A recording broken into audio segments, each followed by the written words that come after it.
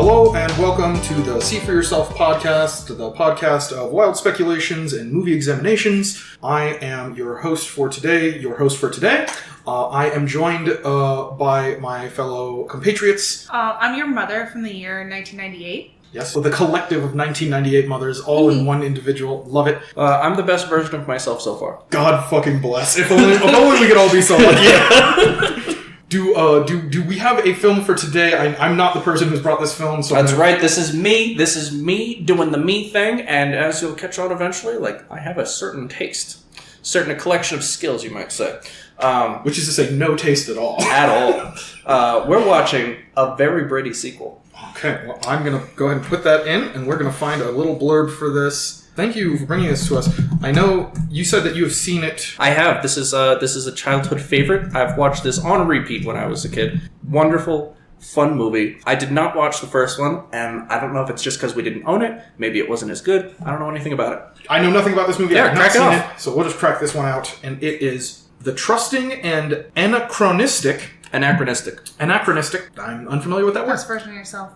Yeah. Brady family gets a harsh jolt of 1990s reality when scheming con artist Trevor Thompson shows up at their home, claiming that he's the long-missing first husband of Brady matriarch Carol. Her real husband, good-natured Mike, is none too happy about their house guest. The Brady kids eventually catch wind of the deception, leading to an antic-filled excursion to Hawaii when the imposter steals a prized family possession. Okay. The longest blurb we've had on here. Again, I'm going in blind, so I read the whole thing. No, that's fine. Do you think that revealed the whole movie to you? That's basically the movie. Okay. It's not. I will say that did feel like a large, sweeping sort of thing of the plot, but I do want to point out, of all the cons I've heard of in film history revolving around family members or something like that, this is one of the more interesting ones. The little out there, I'm your ex-husband? It makes me think of, do you remember the Addams Family, the first one? Yeah. Where Fester. Right. Fester had gone missing. Lost his memory? Yeah, he had gone missing in the Bermuda Triangle, and he returns, but it's not him. It's supposed to be someone who just kind of looked like him. It's a con, but then it turns out to actually be him, quote unquote. I don't know if they ever proved it definitively or not. They're just like, you're actually him, and he's like, yeah, why not? And I'm like, what a film. Right. So I think of that immediately. That's the con in my head for if we're going to do a family con, that's the one I think of. Not, I am your first husband. I didn't even know that was a thing in the Brady Bunch. I thought this was supposed to be a family that has No, this is they met each other after their previous. That's in the song. You see, it's a story. Never caught that. It's a story about a man named Brady. Mm-hmm. Married with 3 boys of his own. Yeah. Oh, yeah, you're right. Yes. Yeah. So these are the daughters come from the mother's previous marriages. The boys come from the father's previous marriages. I never caught that.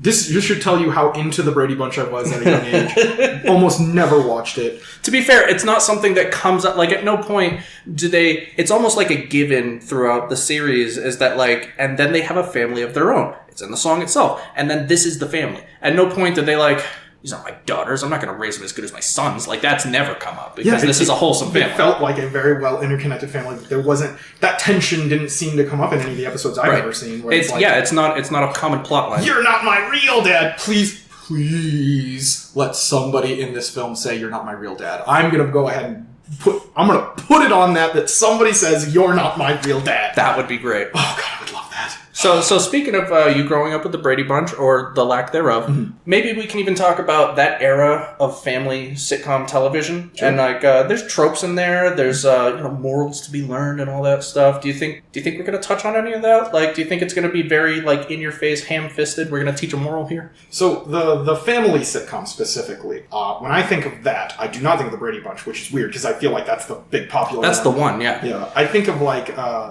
Dennis the Menace. Leave It to Beaver. Yeah, Leave It to Beaver, Dennis the Menace, those character archetypes, where the focus was on one person in the family, but not on the family as a whole. And then after that, I think of because the one that I watched probably the most of was Malcolm in the Middle. Sure, yeah. Which is in my mind, that's the ultimate family sitcom. That's closer to the Brady Bunch than Leave It to Beaver, where it's really child has antics, and then everybody else is kind of like a bit character. Yeah, they have to put up with it, basically. Yeah, and they have their own. They don't really have a personality so much as they have a catchphrase that's always shouted out at. But yeah, I think Malcolm in the Middle is close to this, where everybody has their own shit going on that we touch on in various episodes. Yeah, it never felt like any character was just sort of tacked on. Even what's his name? It's not. Is it Stevie, the youngest brother of the Malcolm? Okay, I don't know his name. Sure, it's Huey or something like Huey. that. Yeah, he like maybe not at the very beginning of Malcolm in the Middle, but as the show went on, he developed a lot more of a character and a lot more of his own personality, and everybody seemed to have their own character and their own personality, and it was just sort of focused on Malcolm. You're also watching, in Malcolm in the Middle as an example, you're watching an actor literally grow before your eyes. That's true. And then for me too, like growing up, I watched a lot of the Brady Bunch, like with my grandmother, so that's my like family sitcom kind of thing. And then I also watched a lot of Full House, which is really similar. Another one, I know it's like a really popular, really big one. I didn't watch any of those them. are the two that I've seen. They tried to reignite it with like a new one, and it's not as good. And obviously also, not. Have you seen Bob Saget's stand-up? Yeah, I've seen his actual stand-up. It's filthy. It's trash, is what it is. And so that was jarring for me because when you grow up with Bob Saget, when you grow up with Full House, and Bob Saget is the family the man. wholesome father character, yeah. And then for him to be like, now slap you onto his cock and you'll be cockeyed, and I'm like, Bob Saget, why? No, you're supposed to tell me that, like, I tried my best and that's what matters. And then you display my prominent second place ribbon on the wall. Yeah. Because you're proud of me. Yeah. So yeah, all those, so there's tropes that go up in those things. I do think that the one that I remember the most is, like, the, maybe this is just a product of Malcolm in the Middle being my most prominent, but, like, specifically the concept of, like, the main character fucks up and thinks that he's going to get in a lot of trouble for fucking up. Like, so Malcolm does this. And then he goes out of his way and gets into antics trying to cover up his mistake or hide it from his parents. And then when the parents find out and, like, things kind of blow up, you know, in his face or whatever, what typically happens is big, like, showy sort of like, oh, you fucked up and I'm mad at you, and that's what the character's thinking is going to happen. So we either get that or we sort of subvert that expectation. We go into a situation where the parents are like, no, you didn't do anything wrong here. Everyone else is at fault, and we're here to, like, devastatingly, like, bring wrath upon them and, like, defend you, like, in the craziest way humanly possible. Right.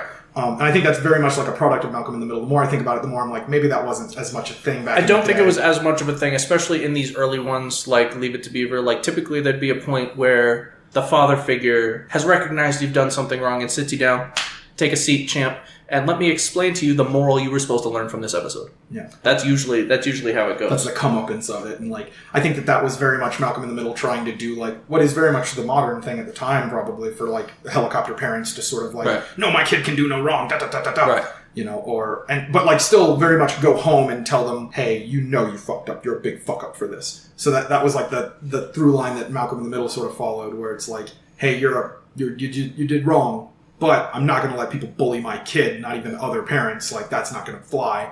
Whereas, like, these older shows, I think it probably would be more appropriate for them to just be like, all right, kid, I'm trying to teach parents nowadays that they don't have to hit you to get you to learn a lesson. They can just talk to you to get you to learn a lesson. And that was the big liberal move here. Like, why isn't he just smacking Beaver around? Right. You know? And it's, no, we're trying to teach parents that it's okay to just sit them down and say, hey, you're not supposed to cheat on your tests. You know why that's wrong, and I'll explain it to you. And really what they're doing is teaching the audience, like, no, you have to talk to your kids to get them. And what Malcolm in the Middle might have been doing was, like, you can defend your kid too. You don't have to just sell them upriver and like, they're going to want to come forward to you if they don't think you're going to freak out on them for it, you know? And that might have been the cool liberal thing that they were doing then, you know? So I guess, like, I'm hoping that they'll do a cool thing like that where the kids are like, we fucked up, and, you know, they'll have that little silly antics thing. I think you're probably right. They'll probably resolve that by having them sit down and go, well, look here, Squirt. Can't be going around telling girls that they're pretty. You gotta pick one special gal. And, like,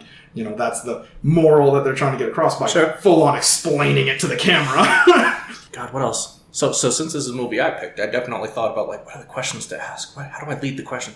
Anyways, Brady Bunch is like a 70s thing, pretty much. What does that evoke in you? Like, what does the 70s bring up, especially, maybe not in the TV, but maybe in pop culture at the time? Most of my education on 70s culture has been brought on to me by that 70s show.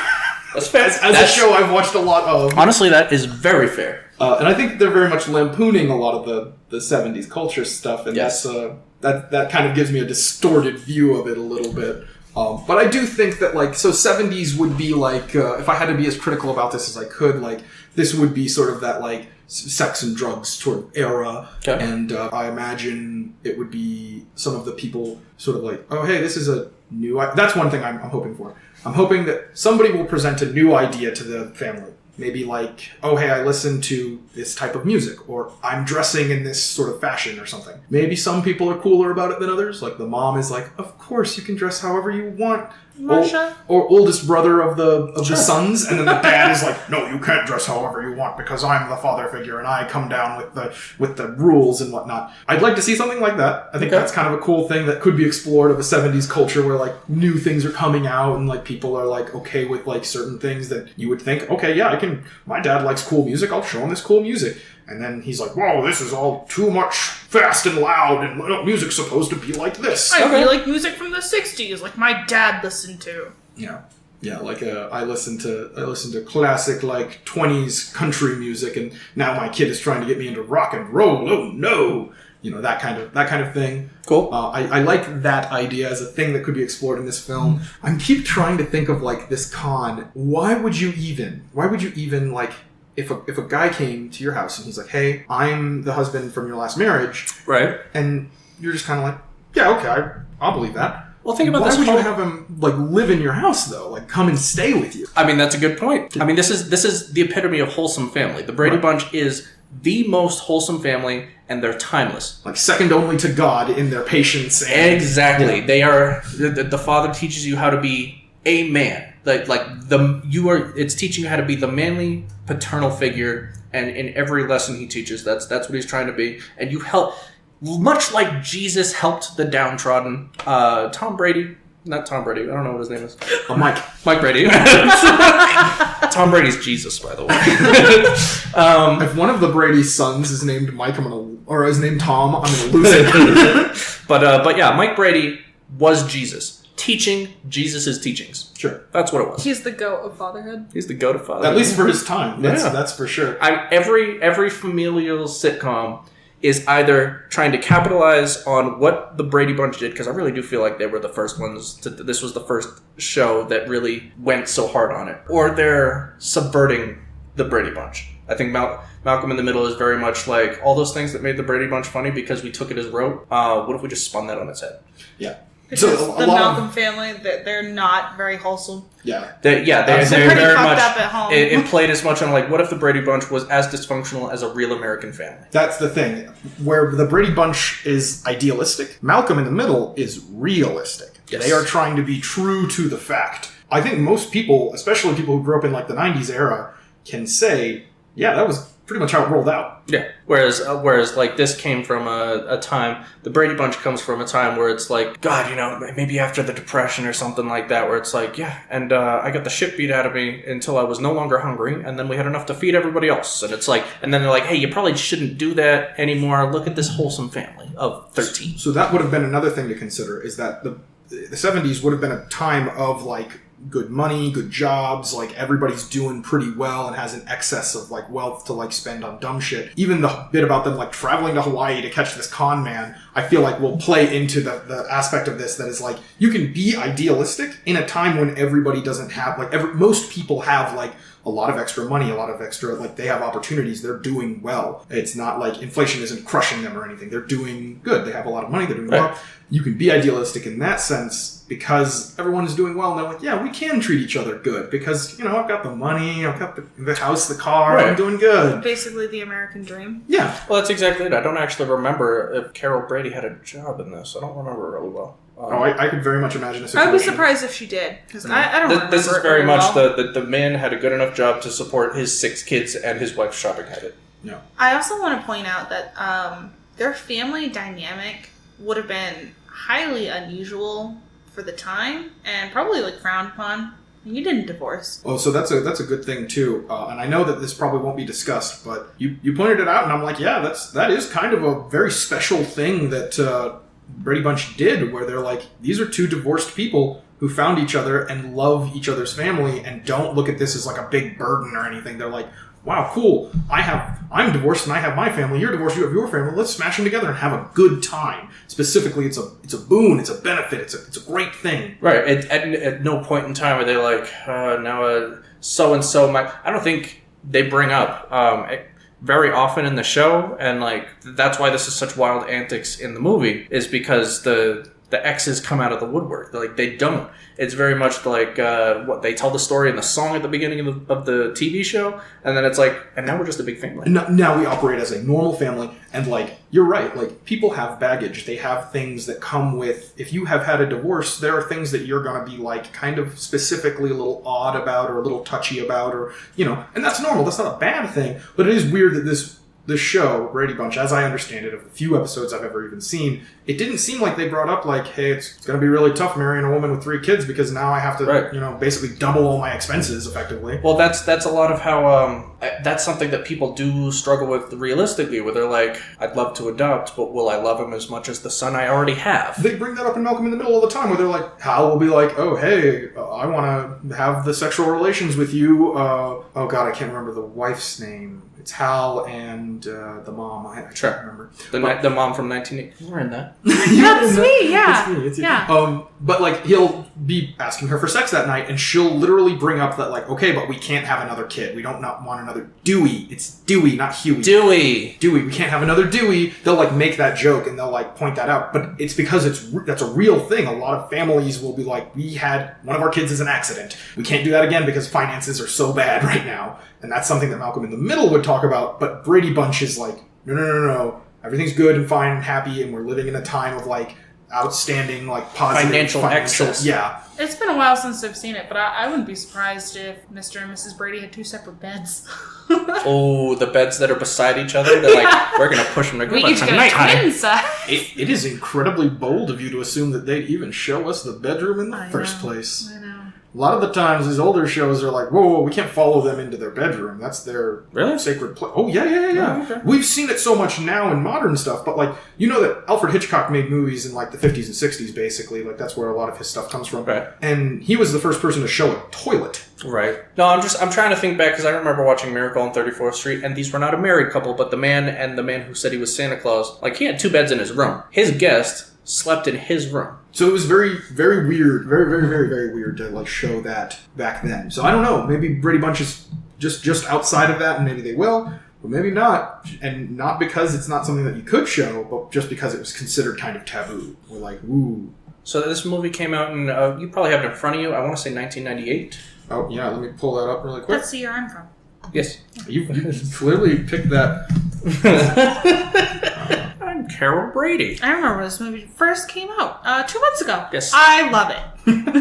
96. 96. All 2 right, so years 2 years ago, I loved it. Do you think that they're going to just snatch and grab the 70s formula, stick it into the future? Do you think that they're going to even mention that this is in 1998? Or do you think that they're going to modernize the family in some way? I do not think that they're trying to modernize the family. A lot of these shows are like, hey, we built this on 70s culture. We're going to keep it that way forever. Sort of like, you know, movie magic or TV magic or whatever. You know, just they're sort of stuck in that. It's the 70s. So do you think this is in the 70s? Yeah, I think it's going to be set in the same sort of time frame, or like the ambiguously same time frame as the original. Sort of got pointed out by every single mother from the 1998s. Yes.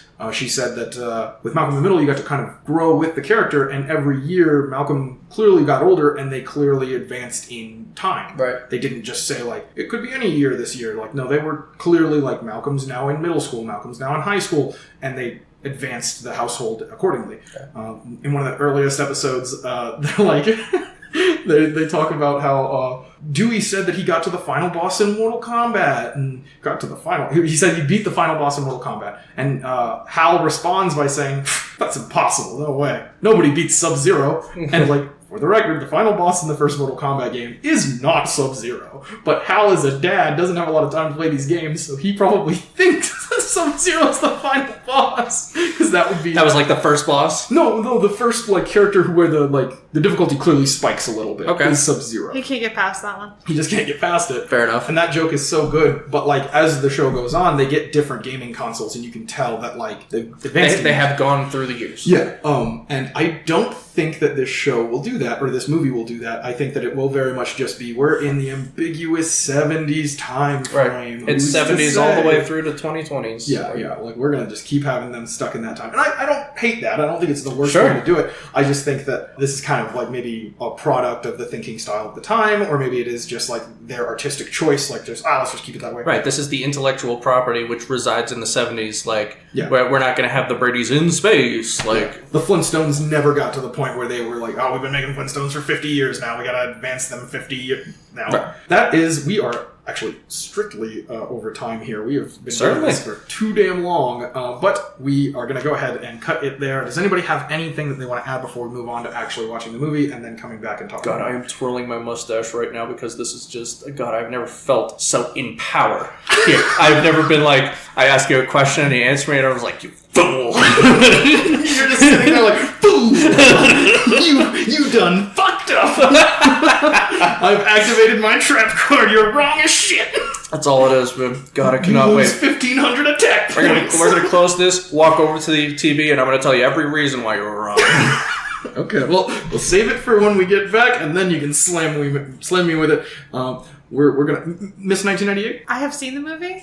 Oh, you have? I thought I have. No, I made her watch it. I want to reiterate that the best version of himself really likes this movie. Okay. Well, I look forward to loving it just as you like it. I'll love it.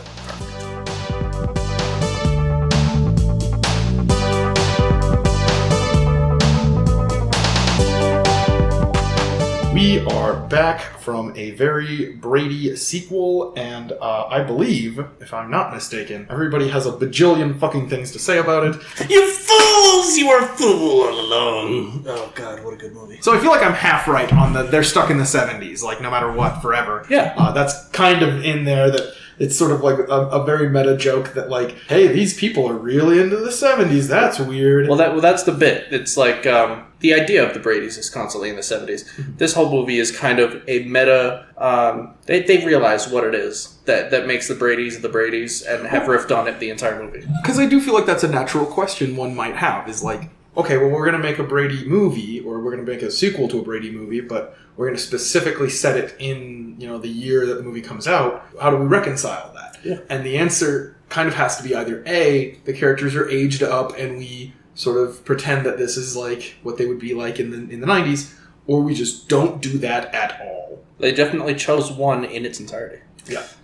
They very much did not age the characters up. They did not have the characters change with the times at all. They were like, yep, we are 70s people. We're going to be 70s until the day we die. They get that out of the way really quick. It's like, you're going to have to get up pretty early to fool Mr. Brady. Cable. What a joke.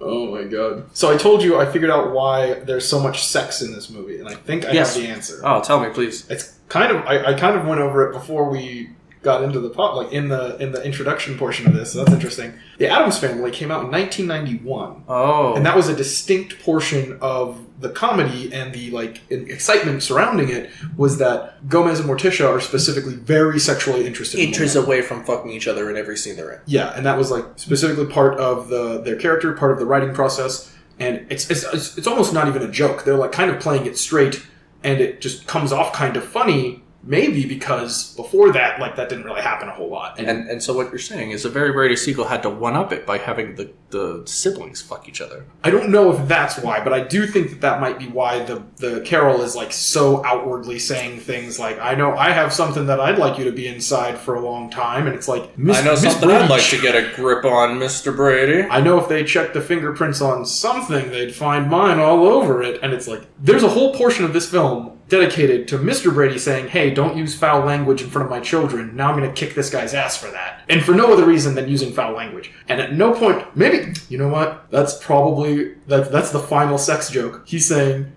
I whoop someone's ass for using foul language in front of my children. And Miss Brady's like, foul language in front of the children. And he's like, well, you know what this means, Miss Brady. and she's like, oh, I absolutely do. I was expecting it. Hoping. So yeah, everything's a riff. I love the musical scene in the middle where... The two musicals. We get two musicals. We did get two musicals. And in both senses, they treat it as the most normal thing ever. Because in the 70s, in the Brady Bunch, it was. and everybody else is like, what's with these fuckheads dancing around on the plane or dancing around in the park? The like shopping mall or whatever that they were at. Most people completely ignored them. There was like almost no go between them. Right, but Roy's sitting there like, yes, Roy is the character who's shit. Like, but like a lot of that was played for the plot. Like he wants to get home to get the horse. It felt like in a musical film that would be a thing that would happen where one of the characters is like, I've got to do plot things right now, and everyone else is like, but we're doing a musical number. I think it was more like, because he riffs on it all the time where he's like, get yourself to the Gap or something. What is with this shit? And then they go to Shanana's antique clothing, and he's like, I can't act like I don't love my kids, and my kids are gonna do this bullshit musical in the middle of the strip mall. Guess I gotta fucking do that. Yeah, I get that too, but I very much took it as like, this is just standard fare for a musical. Like in any given musical, that's a common thing where one of the characters in the musical number is kind of just like, I don't want to be here for plot reasons, and I'm trying to like get away from it for plot purposes. Right. I did like how in the second musical number they're like, please stop, sit down. You're in an airplane in the 1990s. You need to sit down. Right. Did you like that he had a guitar right at his feet? Oh, I mean, so that's another thing that happens in musicals a lot, where the characters just sort of magically, for no reason, happen to have musical instruments to play for them to like have musical accompaniment, which plays into, we've talked about this a little bit, diegetic versus non-diegetic music. Right. Is this music that everyone can hear, or is this just music that is sort of like ambient, you're supposed to know? People in the scene can't hear the music, it's just music that exists for the sake of the movie. It's to evoke a feeling or to let you know like a certain cues and things like that. So it's interesting. The first like time that they do the musical number, it feels a little bit less like this is music that everybody can hear. And the second time, kind of they like point out like if the music isn't something that they can hear, at the very least they can hear these people singing along to it. That was interesting to me. I've seen better uses of like the diegetic versus non-diegetic music sort of thing play out, but it is fun to have it in here, and it very much plays with all the other jokes in the film very, very well. Do you think beating a horse to death is like a good move when you're trying to tell a certain story, like especially of the 70s and like how dense and naive they are? Because you mentioned like so they're done with the George Glass thing, right? Surely it's done now that she's been caught with the 555hunk.com phone number. Not .com. Oh no. Right. No, they don't have that. But you know what I mean? You're like I like how they took the time to show us the spin dial phone. You know what I'm talking about? Yes. The rotary. It's called a rotary phone, right? And then they took the extra time in the police office to show that he has a button phone. Mm-hmm. But yeah, you're like, it's another done, right? The George Glass through line is done. Effectively proven without a shadow of doubt that like, hey, the guy you had me talking to was on like a sex hotline, basically. No, and then this isn't happening. This isn't real. She brings a mannequin to that coffee shop. Oh my god, yeah, you're right. That was after that. Jeez.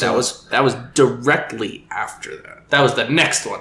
Also, on the incest plot line, because woof. Yeah, I thought you were joking. I really did. I thought you were like overselling it. I was playing it up. Like, oh, they make eyes at each other because like ha ha ha, or like because it's a coming of age story, and like you just want. No, it happened. What's the name? They didn't show it on film, but it happened. Well, and they did show it on film. They had the full blown kiss at the end. All right, so they kissed at the end. We know they fucked. Yeah, we know for like, historically the actors did that. Yeah, and like, is this them trying to like point that out as like a haha? They did that. We know. Are you talking about the actors, or like the actors fucked in real life, or something like that? Oh, I don't know. I thought that's what you were referring to. No. I'm talking about the fact that like canonically they have fucked. He's implying in the lore of this movie as a standalone thing because. Oh, tell me. Yeah. No. That's I missed that. Oh yeah, no.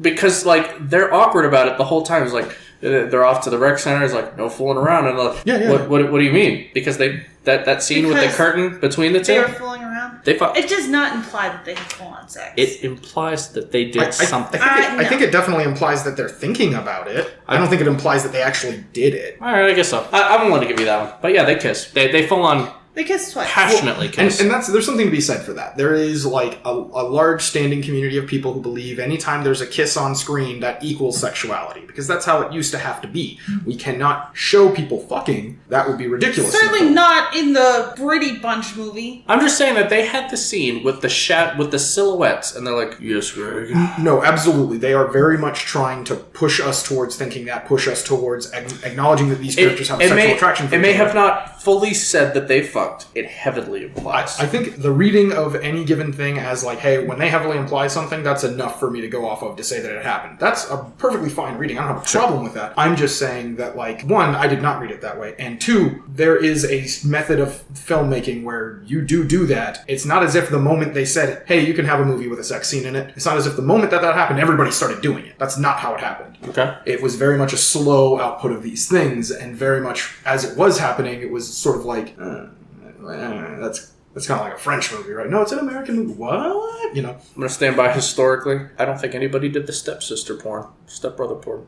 I don't think they did it before 96. How familiar are you with the history of porn? I'm not. Would you like to become more? I would like it if the Brady Bunch pioneered this. Have you ever seen the first pornographic film that exists? You know what? I have not. Probably not. Oh, my sweet summer child.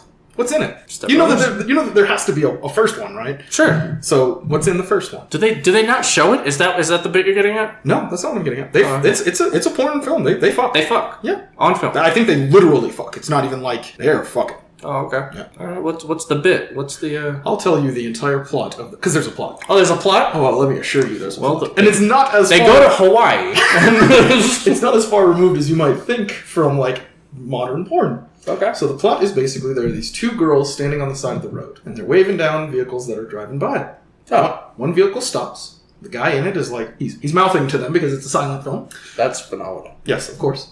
Can you imagine silent porn film? What a world. They have a whole scene and it's like Yeah. So he's, silently mouthing off to them, and then the card comes up and it's like, hey, come on in, I'll give you a ride. They get in the vehicle, drive for some amount of time, stop the vehicle. Guy gets out of the vehicle, says, hey, wait here, I have to use the restroom. Walks to the side of the road, they're just on like this dirt road basically. Walks to the side of the road, disappears off scene. The girls sort of whisper to each other, doesn't tell you what they're saying, because, I guess they're women, we don't care what they're saying, I guess. Of course not, they don't get lines. I don't know. They follow him and watch him urinate. They show you this happening. They show him urinate. They show his cock with the piss coming out of it. They show them watching and sort of giggling along. He turns around and sees them. They come over, start taking their clothes off, kissing, go straight into the sex very rapidly. There's not a whole lot of kissing. And then one of the girls starts peeing, and he's watching that and having sex with the other one. This is a pretty, for me, when I'm imagining the first porn ever, I'm imagining very much like, these are, 1920s and then or something. They take the clothes off and they get into bed as God intended and they fuck. Yeah, and they don't fuck, no. They very slowly and methodically make a baby. Yeah, no, that's fair. And then afterwards they open up their Bibles and read a few Psalms.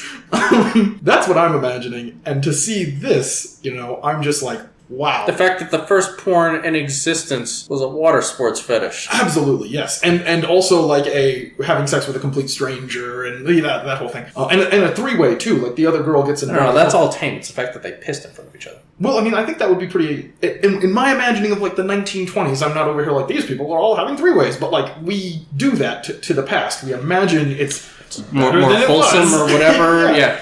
No, yeah, for them to do that, good. I guess in the point of sex and sexuality, worse than it was, because we're just imagining they're old people. They're all just having sex in a very tame and God-fearing way. What's the movie where they make a riff on this where it's like the actor and the actress are wearing a full body condom. They're basically in hazmat suits with a connector, and like that's the bit. I don't remember. I vaguely remember this from a movie. I got nothing for you. For some reason, when you're describing this, I'm thinking of the movie Evolution. Did you ever watch that one?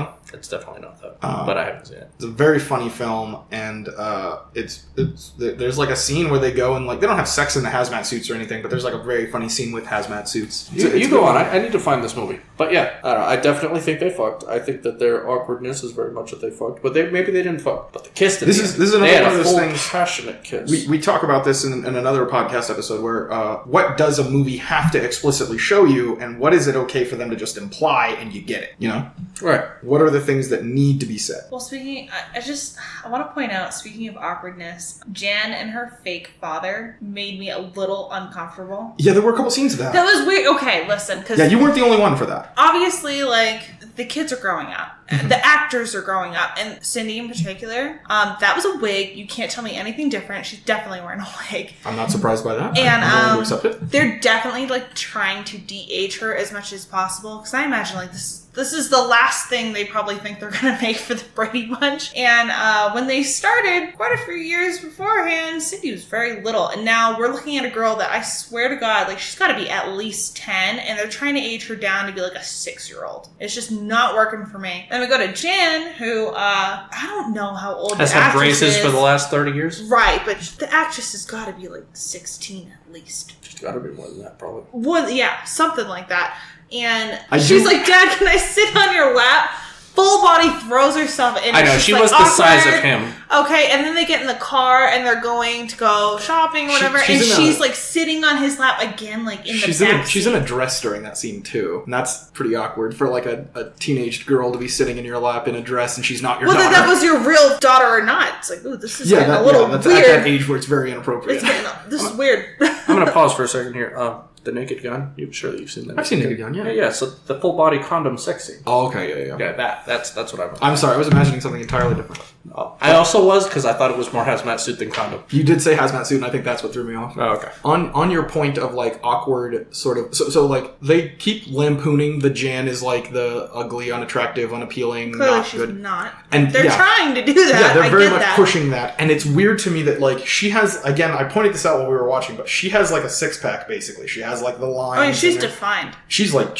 She's a very physically active woman, it would appear. Mm-hmm. And then we get fucking Marsha over here who does not have that. And I get that she's like the classically attractive woman or whatever, but I'm like, I don't know, man. Why couldn't Marsha like done a couple more exercises and get herself like on par? Really get herself ripped in the modern sense of the word. All I'm saying is they only play up Jan's like awkwardness by the braces, the way she acts, and her and the fact distinctive walk. I will say, Marsha shits on her the whole film. Out of all of the B plots, though, Jan has the best B plot aside from the incest one. Like the incest B plot is the most like I can't take my eyes off of this. That's the main plot. Yeah, it's effectively, yeah. So the main B plot is the fact that they got to go to Hawaii to save Carol. No, that's the main plot. That is the active A. That's the A plot.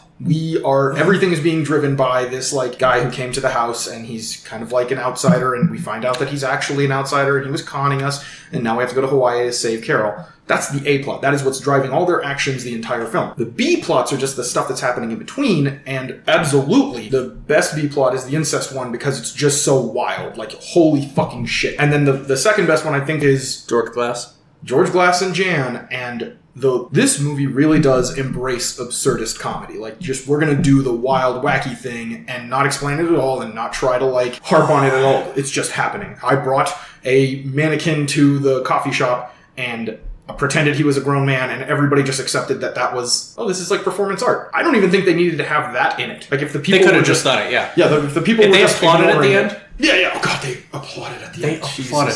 So I like the fact that they keep on bringing up how progressive the world's gotten at this point, where they're like, you don't have to tell us that that's not your wife. We're accepting of even gay marriage here in Hawaii.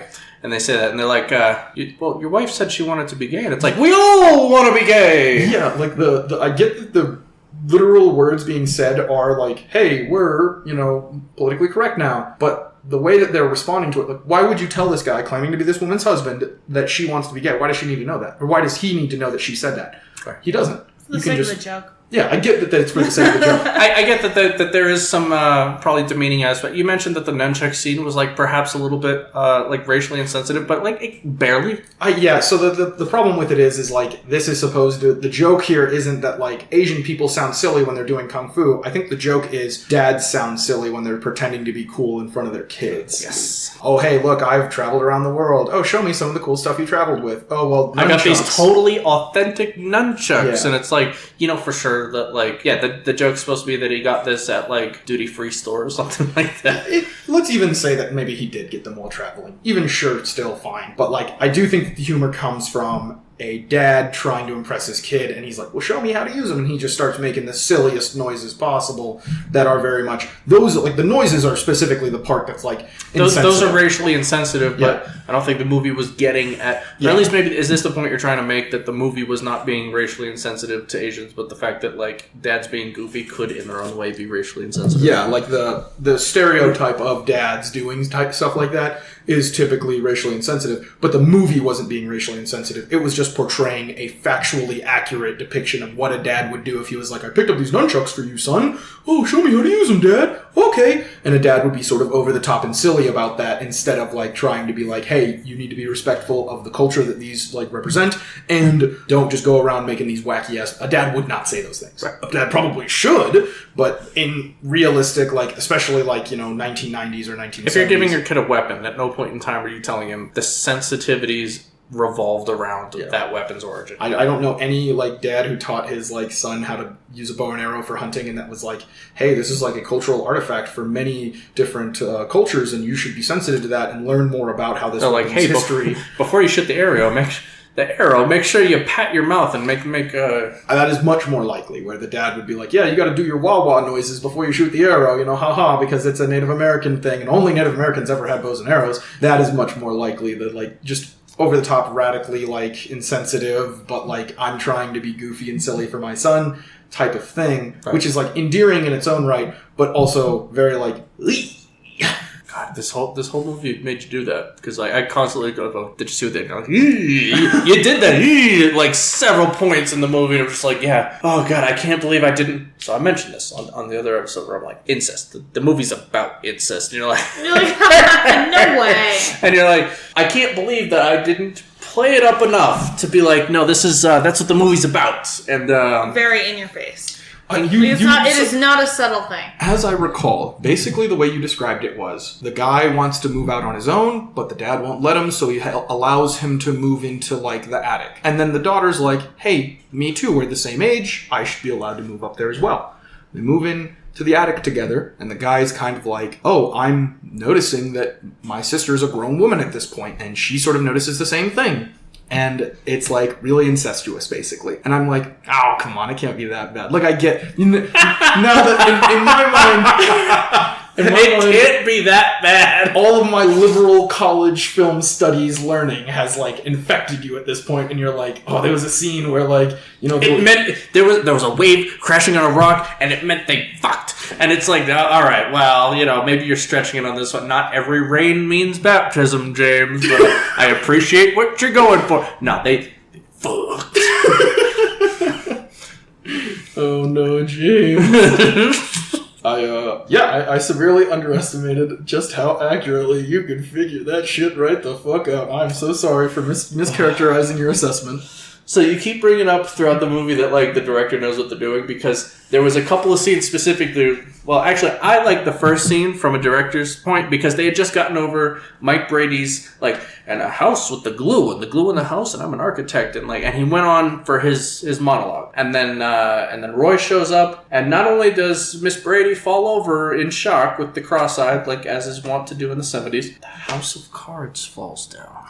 Because, like, the whole time that House of Cards is up, in the back of our heads as viewers, we're thinking, when is this going to fall over? Because that's what, right? That's what House of Cards are made. They are made to fall over. Yes, absolutely. So the whole scene, there's this weird tension where you're like, oh, they're going to do it. And they play with that a little bit. With the bracelet. Yeah, but by the time Mr. Roy shows up, the fake ex-husband, we've kind of forgotten about it because it hasn't been on screen for a little while. Sure. And then when it cuts back to her and her response, and Mike is like, Carol? And she's like, and falls over, and then it falls down, and you're like, this was done so well. This is probably one of the better portions of the film. Oh, the best line in the film. I'm tripping with the Bradys. I'm tripping with the Bradys. And I'm just like, that's the one. That is the number. That's the top of the mountain. The only other time I remember you saying something about the director was when they're flying. It's like, and Hawaii was made by volcanic eruptions. Like, I forgot my beret. and California was made by tectonic plates,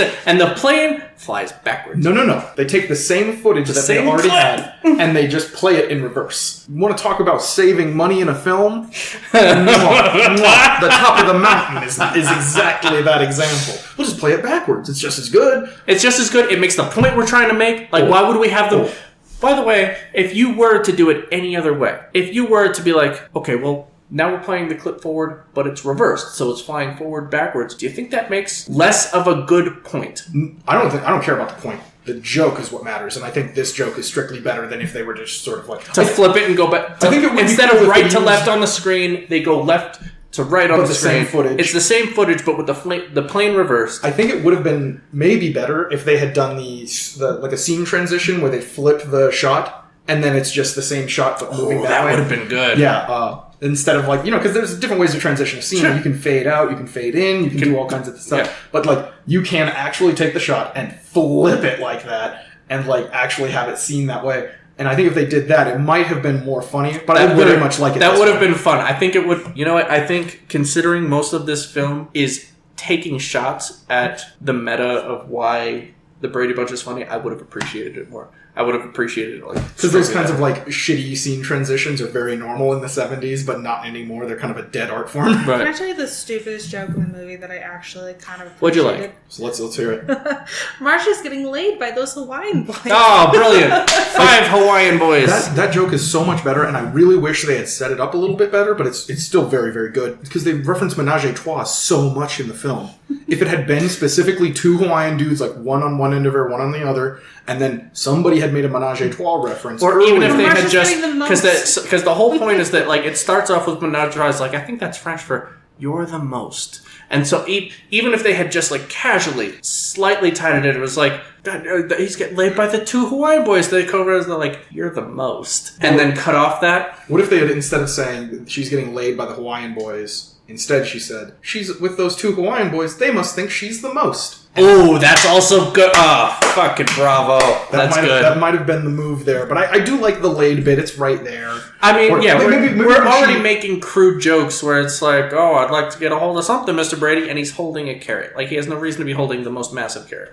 It would have been also... I do love that they picked a big carrot for him because, like... He was already munching on, like, carrot sticks that Alice had cut up, and he was holding the most honking carrot. The meatiest of carrots. I do think the joke could have been done if they were like, oh, she's with those 2 Hawaiian boys, they must think that she's the most. And then it's like, a menage a trois 3, and it's 2 boys and her. And then when she came back, somebody could have been like, how did you like getting laid? And that could have included the laid bit that we want to have so much. And still left the slightly smart joke. Or even reverse. She could come back. Look at my lays. I got the most. I got laid twice by those Hawaiian boys. I must be the most. I have more lays than all of you. I must be the most. Something. Yeah. There's a lot of options. It's a dumb joke. It's a dumb joke, but they've already done the joke twice. There's no reason. As a matter of fact, they could have done it a 3rd time, and it would have been fine. It would have been more than fine. To bookend this really quick, just to put the last nail in this coffin, it was 5 boys instead of 2, and that bothered me because so much setup has been put into this menage a trois bit. Right. I wanted it to get that juicy payoff, and we could have. Could have. I like that they were able to poke fun at how Mr. Brady had delivered his morals all throughout the Brady Bunch. And then in the movie, they don't take it seriously. It's just rambling nonsense. When the gift the giver gives the givee gives grief. Yeah, you got it. Okay, I see what you're doing here. Yeah. I do think that there were a couple of characters that, like, obviously the worst B plot is the youngest kids, Cindy and... Yeah, what a waste. I don't remember. Not very well used. It feels very much like every time they're on screen, I'm like, get done with it, come on. Move along. It's a lisp. I don't think it's that. There were times. It's fake lisp. I really think it's the fact that, like, all right, what are we gonna have them do? We're gonna have them casually move the plot along. They're like, yeah, exactly. The statue is at the antique store, and then they do a bit like, here's $20, whatever. Go to the Gap. Cool joke. Gap. And then later on, it's like, I found the doll in the garage, and it's like, but I've found the photo that proves that Roy is a charlatan. And it's like, all right, cool. We get it. We got to start moving here, so we'll start moving here. One more thing. I gotta point out that I really liked is how Roy was with the kids, that he was fucking blunt and honest. Oh, how he gave the worst advice. No, like, I thought was also... Stop whining. Stop whining and be a man. I would have never made it at the big house. Or he's like, Jan, the only way you'll ever get a boyfriend is if you make one up. So there were times where he does do the, like, kind of like a good dad thing, where he's kind of like, well, tell me about this other girl. Maybe we can, like, I can understand her better if you explain her to me. That's a good dad thing to do. Try to understand the woman he's trying to talk about, understand the type of relationship he has with her, and the type of relationship he's trying to make with her.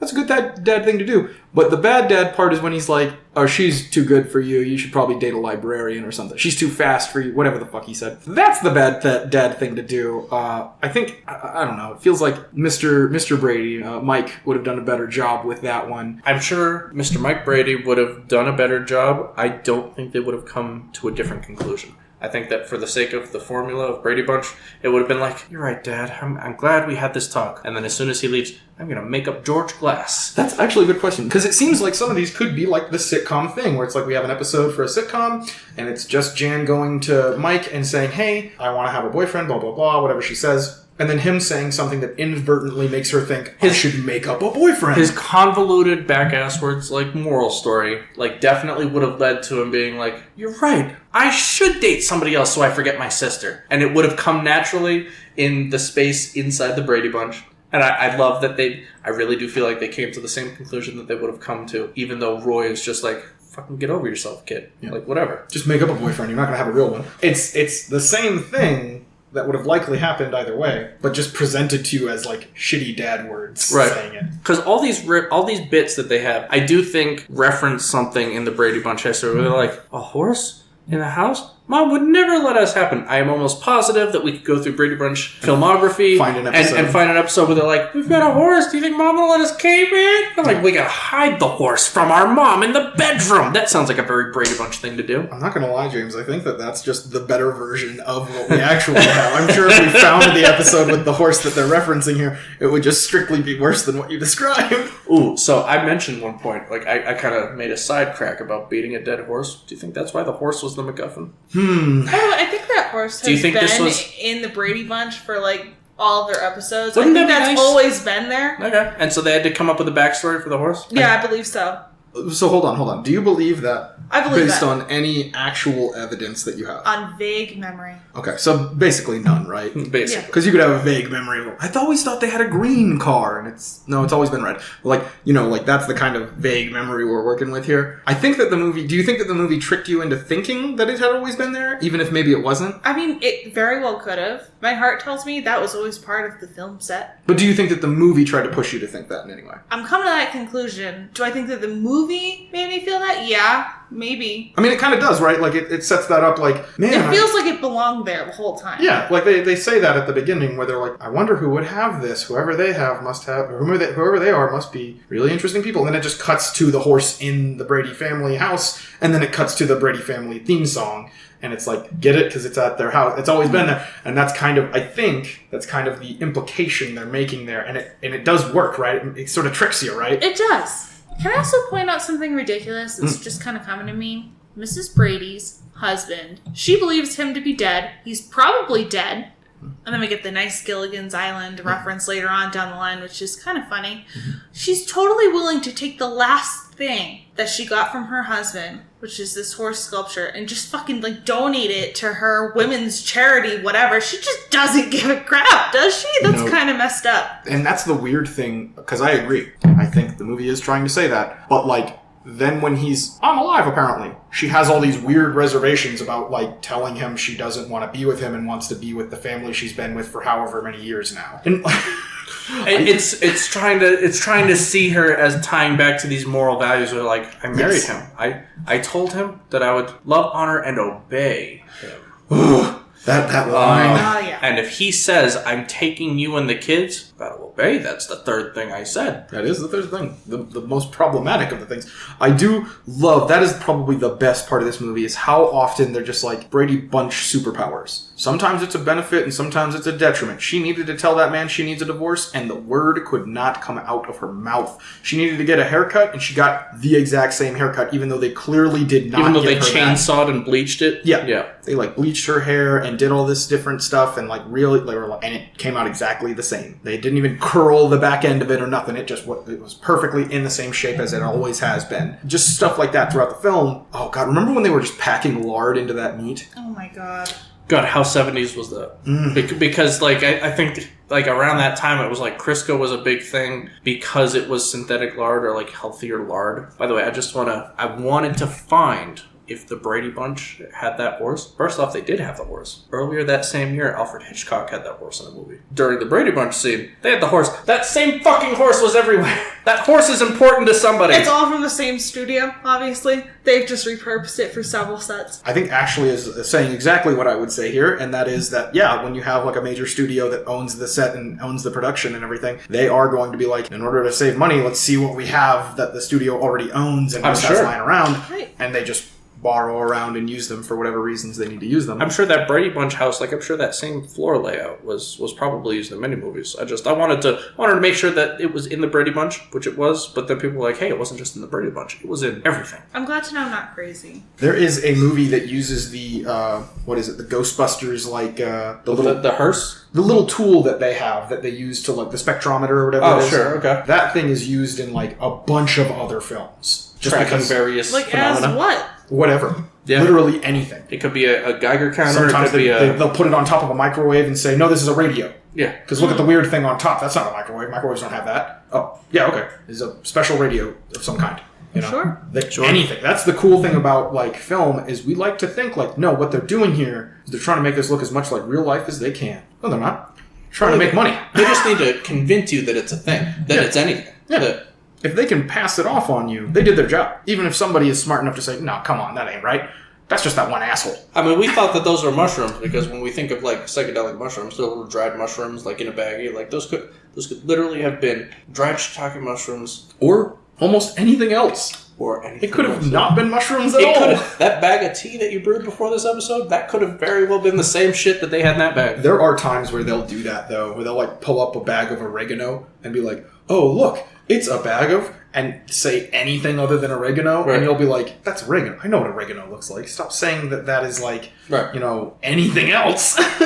If you're just trying to save money and you're like, well, what are the chances that somebody will sit here and be like a chef or whatever and think like, I know what oregano looks like. Even aside that, there's a word for it where it's like suspension of disbelief. Yes. Where it's like, I need to be willing to accept whatever I'm being pitched. If I'm sitting here and I'm like, do you really think that they didn't have any familial struggles with the fact that these were two fully different families? They came and like, it's the Brady Bunch. Of course I'm willing to accept it. Mm-hmm. They do this a lot with, especially modern like film criticism and modern like film goers are really shitty about this. Probably because of YouTube and how many YouTube channels have made an entire living off of like shitting on movies and poking holes. Yeah, let's just point out whenever this doesn't like add up perfectly or whatever. And some of them lie about it wholesale. They'll just be like, this is a plot hole. No, it's not. They explained it 5 minutes ago. Like they told you why this is here. Some of them are like a little bit more legitimate. Like for the Prometheus film where like the doctors, I imagine they would be doctors, a doctor of like geology and a doctor of like astrophysics and shit like that. All of these different like heads of their field, smartest people who have ever lived probably,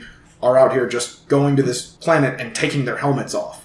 And everybody is like, I can't watch this movie, it ruins all of my immersion because these smart people are taking off their helmets on an alien planet. And I'm like, yeah, okay, fine. If that ruins your immersion, I'm not here to tell you, like, no, it doesn't. I know that the entire world has told you, like, they've got, like, the 100 tips for an evil genius or something like that. Whatever it's called, where they're like, don't monologue, just kill the guy. I'm sure there's a similar list where they're like, if people are dying around you, wear a helmet. Never take the helmet off. And I'm sure that's canon for us as humans at this point. Where like, if I was on another planet and I had a helmet on and I saw somebody die, I wouldn't take the helmet off ever. I just don't think a lot of people like to frame it as if like, oh, if my immersion is ruined by literally anything, that makes the movie bad.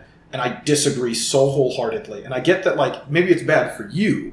Like, if your immersion's ruined, I understand why that makes the movie watching experience not as good. But for most people, that's not, like, immediately, like, a thing that they're thinking of. Most people have the suspension of disbelief. Most people are willing to be like, oh, they took off their helmets because they felt secure. Like, they did all the science necessary to feel like they could take off their helmets. And maybe these people are just optimists. They were able to breathe, weren't they? Like, surely that's what they think the helmets are for. Like, you don't know who designed these helmets. That could be a fishbowl on his head, and as soon as anything tries to crack it, it'll crack. There are a million reasons to believe that this is an acceptable choice to make, and basically only one reason to believe that it's not, and that's, like, your very own personal feelings of, like, this ruined my immersion. I saw the last movie, and the guy without a helmet got killed first. Yeah, or I'm just a skeptic or whatever reason, but, like, I'm not saying that doesn't ruin the movie for you. If it ruins the movie for you, it ruins the movie for you. But that does not mean that the movie is objectively bad. There are certain, they didn't strictly skip over something to be like, they could have fixed that. They could have had them keep the helmets on, and it would have been a good movie like that. No, because, like, still, like, if you wanted the alien to kill the guy, he just killed the guy. Yeah. He could have a helmet on, and it would still kill him. It doesn't mean anything. It's how much further do we take this trope where it's like, well, he had the helmet on, but then he got stabbed in the back, so now he's got a suit made entirely of helmets. The man just wear... Yeah. Jesus fucking Christ. Yeah, and out of all the reasons to say that a movie is, like, quote-unquote objectively bad, that's probably one of the worst ones. It ruined my immersion for this one choice that I don't agree with. Can you pick a better reason? Like, oh, the plot wasn't very good, or oh, the characters didn't have good development, they never changed throughout the film. These kinds of reasons I'm much more willing to accept than things like, he took his helmet off and I wouldn't do that in that situation, or I wouldn't even think a scientist would do that in that situation. Immersion really bothers me as a word outside of certain video game stylistic choices. Like, I understand in certain video games where, like, we wanted you to be immersed, so we got rid of the HUD. But the movie is presenting its story to you, and you're, like, accept it or don't. Like, you can be like, it broke my immersion because when I looked to my left, there was a window. I could see out of my damn house. Like, you can say anything you want, really. I feel like in any media, you're obligated to have a certain amount of suspension of disbelief. I think that's a given. I 100% agree. I was reading A Clockwork Orange, and my immersion was ruined because I realized it was a book. There was words in front of my stupid face. That stuff wasn't really happening in front of me. It was just my stupid brain coming up with it. So, yeah, the suspension of I think that's something that's absolutely supposed to be given. Frankly, I enjoy when people play around it. I enjoy when a joke in a movie is specifically around the fact that this is happening in a movie. Oh my God. Enjoy if I go to a stage play and somebody, as a part of immersing the audience, that, you know, you're watching Shakespeare, whatever the fuck, and some guy was like, hey, Juliet! From like the back of the fucking actual audience, and he goes running through the aisles, and it's like, that's fun. And the fact that they thought to do it, it's not like, that's bullshit. He wasn't on the stage at all. Like... Once he left the stage, it ruined my immersion. Yeah, I feel like someone could absolutely do that with the Brady Bunch sequel and just be like, well, but the planes don't fly in reverse like that. It ruined my immersion. And I'm like, that's the bit. That is a gorgeous bit to have. Or your version of the bit where it flips around backwards. That's beautiful for a movie that is basically making meta commentary about everything that happened in the 70s. Like, I think it's brilliant. And, God, immersion is just, it pisses me off when that's the complaint. Yeah. Because it does feel very flimsy. Once you start saying, like, oh, it ruined my immersion, I'm like, everything about it should ruin your immersion. It's a movie. These things, they're going out into space and, like, landing on a foreign planet. Like, that just doesn't really happen anymore. There's so many things here that you could ruin your immersion on. The thing that, like, blasted your butt off was they took their helmet off. They're the smartest people ever. They did all the science necessary to say, you can take your helmet off if you want to, and then they did, because hold on. If you're in that situation where another scientist is like, I've done all the science, we can take our helmets off. And you're like, I don't know, no. But we'll be the first scientists to ever take our helmets off on a foreign planet. I don't know, man. I feel like somebody's immersion is going to get busted wide open here. If I do this, it better not ruin anyone's immersion, but okay, I'll do it. And then, you take your helmet. Being the first person to do that must feel like really fucking good in that, like, pride center of your brain where you're like, oh, I could be the first person to do a thing. Yeah, I'm gonna go for it. You're basically Neil Armstrong and the other guy that was with him. But, like, way better. Yeah. There's a scientist. Neil Armstrong was the strictly better option when I'm about to share the story that I had. Don't worry, we'll cut it. Yeah, for sure. There's a scientist that absolutely believed that a certain bacteria caused stomach ulcers. And they were like, no, that's ridiculous. We're not going to give you funding for, like, testing and all that shit. And so he swallowed this bacteria that he believed caused stomach ulcers. Wouldn't you know it, caused stomach ulcers. He took the thing that killed that bacteria specifically, stomach ulcers went away. He did that to his damn self. How cool would that be if you're like, I not only determined the cause of a disease. I cured it all within my own body. Medical science has some of the most interesting characters to have ever lived. Like the guy who's like cured polio and was just like, I'm not going to patent this. Everyone can just have it for free. Or like the guy who invented surgery. His brother, who looked very much like him, it was a barber, which meant he was also a doctor because that's how that worked at the time. Dr. Barber in the Marvelous Misadventures of Gumball or whatever. The Flapjack. Brilliant. The fact that they had a doctor. The fact that they had a Dr. Barber. Mm-hmm. And that's what they're referencing. That's what they're yes. And so this guy, who's the brother of a Dr. Barber, believed that bloodletting was not the way to do medical science. He was like, this is stupid, I don't like it, I'm going to investigate this on my own time. And what he would do, because you were not allowed to do this, he would sneak into graveyards and rob the graves of people and then perform surgery on these dead bodies, basically. And when they got better? Well, they didn't get any better. Oh. But like, shut up. He would do this, and if the police ever caught him, he'd be fucked beyond. Oh yeah, for sure. Witchcraft, shit like that. You didn't open the bodies back then. Oh, and that's also very, very true. Yeah, it was completely taboo to do that. But one day, when his brother called out sick from his barber doctor job, he just showed up for him without any permission or nothing, and perform surgery on people without their consent, basically. He would basically be like, yep, this is what the new medical thing is. All the doctors are doing it, and I'm a doctor, so, you know. And they'd be like, yes, of course. Doctor I've seen here before. You look just like him, so of course. And they'd let him do it, and he invented surgery that way. Did they get better? No, they all died. The dead people remained dead is the bit I was getting Still a better story than the Brady sequel. I thought you were going to say, shut up! Shut the fuck up right now! If somebody had performed surgery in this movie, I would have lauded them. I know in the last episode, everybody was could like... cut out everything that wasn't the incest portions of the movie. No, that was the best portion of the movie. No, I'm saying everything that wasn't that. You're right. You're right. We should strictly stick to the very Brady sequel. It works for porn. It works for movies. Yeah. I'm going to make an indecent proposal to the two of you. I'm not doing I've stepbrother been porn waiting with for you you. to ask. I know you have. We just have to get him in on it. What I'm asking you is, I need to, get my feet wet on directing. You guys are pretty good actors. Would you mind pretending to be brother and sister in a film where we just do the Brady Bunch thing and have you guys explore this awkward... If we push this limit to the limits, if whatever the fuck they did there... No, we're going to show the actual But we're going to show penetration James's here. actual tits. Yeah. Yeah. I mean, And you know what? It's still going to be a better movie than Samurai Cop. God damn it. Well, so hold I'm on. never bringing you back on this podcast. We talked about this in the last episode where everybody wanted to give like an actual score for Samurai Cop. I know that James specifically was like, do you think we'll ever do film ratings where we rate a film? And I'm like, I don't want to do that. But you have said that you think this is better than Samurai Cop. And you said Samurai Cop was a 10 out of 10. You said that. You said those words with your face. So are you saying that the Brady, a very Brady sequel is better than Samurai Cop? Or are you saying that a film heavily inspired by a very Brady sequel, only the B plot of the two oldest children, starring the two of you, would be a better film than Samurai Cop? That'd be the best film ever. That'd be the best film. Yeah. Mm-hmm. Alternatively, and probably reasonably cheaply, we could hire two actual porn stars who have starred in like step-brother, step-sister type porn. And just tell them to put on tie-dye jumpers. Hey, just read these lines. They're not very well written, but just read them. And they're like, whenever you get through these, if at any point during these lines you feel like fucking, please fuck, and then return to the lines. Yeah. That's all we gotta do. The only requirement of this shoot is that you guys fuck at some point and you read absolutely all of these lines. That's it. Yeah. And I think we might be able to get that done for pretty cheap. Sounds phenomenal. I'm heavily on I'm willing to walk up and down this neighborhood and be like, listen, I'll knock on doors and be like, no Jehovah's Witness, and I'm like, no. Please hear me out. I need funding for a very special film. I either need funding, or if you've got anybody that looks like they could be your stepsister. Start out with, have you ever seen the Brady Bunch? How familiar are you with modern pornography? That's question number 2.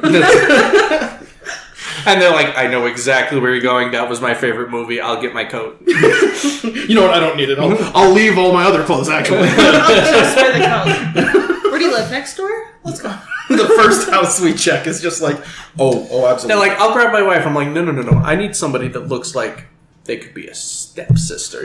I think you're missing the point entirely. God. So what do you think? What other films have I recommended for this podcast before? We have just the one, right? Just the Replacements? Yeah, so far it has just been The Replacements. Do you think this was a better film than The Replacements? Oh, absolutely, without a shadow of a doubt. 100%.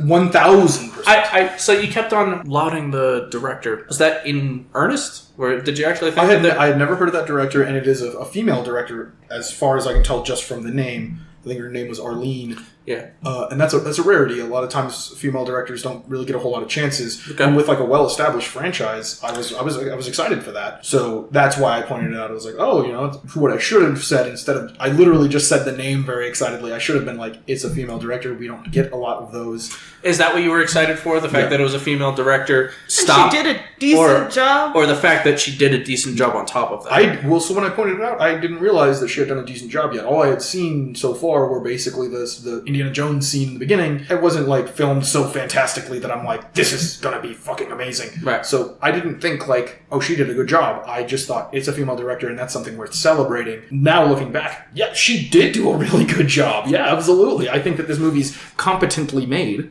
Did you hear that, baby? That movie you don't like is a good movie. I said competently made. Shut up. I think it's rather reductive to reduce anything to good or bad. That's very Nothing fair. is objectively bad, is what we're walking away with. I enjoyed all the references. I am the mom from 1998. Very good.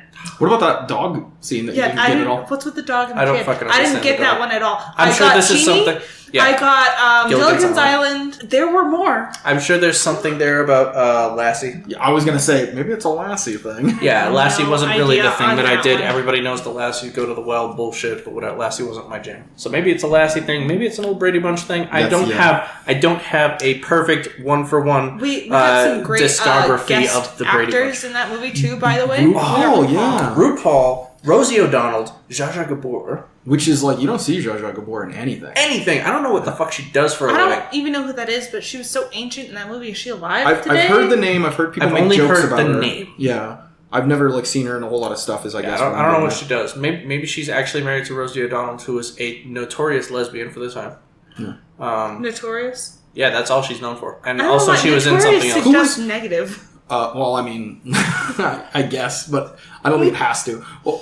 She was not in Roseanne? I always thought Roseanne starred Rosie O'Donnell. Roseanne was not Rosie O'Donnell. Rosie O'Donnell was, you remember the live-action Flintstones movie? She was Barney Rubble's wife. Holy shit, yeah, you're right, she was. Okay, so is there anything else you guys would feel remiss if we did not bring up now? I'm just happy to have shared this moment in history The with another intricacies person. of this movie, it's just going to keep me up at night for years. I can't believe it. So we'll watch it again tonight. Oh, God. I just remembered, I feel like this needs to get brought up. You guys don't have to react to this if you don't want to. What is his name? Greg? The oldest boy? Sure. Is it Greg or Jim or something? Whatever. One of those names. The oldest Brady son is played by the voice actor for the animated Spider-Man cartoon from the 1990s. And that is crazy to me. He sounds like Peter Parker. What if Probably because he provides the voice. Yeah, no, I get that. Like, I just, that was crazy to me. And I wanted to bring it up before we left for the day, so. No, that's great. I love when I find out that an actor who is, like, clearly, well, in this case, not clearly iconic. I don't remember seeing him in anything else. You didn't hear that voice and it just put chills in your spine? Like, oh, I know. This is from something. I've seen this movie, so it's clear. To me, he belongs in this movie. You're like, that's the voice of the Brady Bunch kid. Yeah, clearly. You know what? Spider-Man got to play the Brady Bunch character. I had the backwards version of this because he belongs in this movie and nothing else. But yeah, I don't know. I love seeing that type of stuff where it's like, Mark Hamill. It's like, Anakin Skywalker, whatever. Luke he Skywalker. was that's what I said. The Joker. Yep. Did you know he was also? And if you look at his shit, it's like for the past 20 years, he's been in every cartoon you ever watched. Oh, yeah, he does. And the worst thing about Mark Hamill for me is that anytime they're like, all right, we want you to do a villain, he's like, I'll do the Joker. What flavor of Joker would you like? It's like, can you be Skeletor? Yes, Batman! Yeah. I hate it because the Skeletor's original voice actor from the older cartoon is so iconic that if he just did the Joker... He's so close. He's so close to it because the Joker and Skeletor are not so far removed that he couldn't drop an octave and be Skeletor. The problem with it is sometimes when you're that close to something, even being just a little bit off from it feels like miles apart. it's like that uncanny valley thing where you're like, this looks really close to what I'm looking for, but it's not exactly it, and it makes me feel gross. And that's how I feel about him playing the Joker, or him doing his voice acting for a villain, and specifically doing like a weird version of the Joker, basically. Right. It's the Joker with a mustache is what he's playing. He's just Joker, but like slightly more gruff. And right. It's like, it doesn't really work for me for Skeletor. Right. I'm the Joker with emphysema. But your mileage may vary. Some people, I'm sure, are just like, he did a great Skeletor. I just don't feel that way. So I can see it because I can picture the Joker's voice, and if I put it directly on Skeletor, off. But if I picture Skeletor in like the original He-Man cartoon, it's not that far from the Joker. It's really not. I would prefer, if I had to make a choice between Skeletor doing an impression of Joker or Joker doing an impression of Skeletor, I'd much rather pick Skeletor doing an impression of Joker. Yeah, no, that's fair. But since we've covered all the good stuff here, let's go ahead and call it a day. That'll be the end of this one. Yeah, no, since we've now finished the best movie ever made, this will be the last episode. This podcast is dead now. It's done. Thanks for coming, guys. Good hustle out there, boys. Butt slaps all around for everybody. Go ahead. If I'm not right in front of you, give yourself a butt smack.